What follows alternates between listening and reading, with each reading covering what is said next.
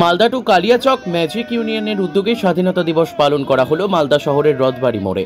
বৃহস্পতিবার সকাল 7টা নাগাদ ভারতের জাতীয় পতাকা উত্তোলন করেন জেলা যুব নেতা তথা বিশিষ্ট সমাজসেবী সৌমিত্র সরকার।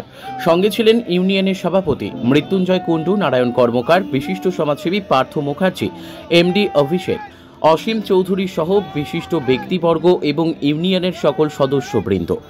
যুবনেতা সৌমিত্র সরকার বিশিষ্ট অতিথি হিসেবে উপস্থিত হয়ে জাতীয় পতাকা উত্তোলন করেন। তারপর জাতীয় সঙ্গীতের মধ্য দিয়ে স্বাধীনতা দিবসকে স্মরণ করে বীর সংগ্রামী শহীদদের প্রতি শ্রদ্ধা নিবেদন করা হয়। মালদা থেকে বিশ্বজিৎ মণ্ডলের রিপোর্ট, এস নিউজ বাংলা।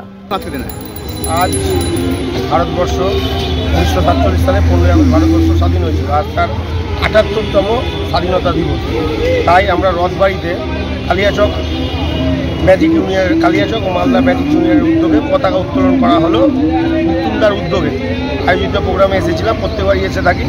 এবারও তা এসে বললাম ভারতবর্ষের যে বীর সন্তানদের যে আত্মত্যাগ, আত্মবলিদান, তার মাধ্যমে যে আমরা দেশ স্বাধীন পেয়েছিলাম, তার জন্য ভারতবর্ষের বীর সন্তানদের জানাই আমার তরফ থেকে ও কালিয়াচক মালদা ম্যাজিক ইউনিয়নের তরফ থেকে স্যালুট।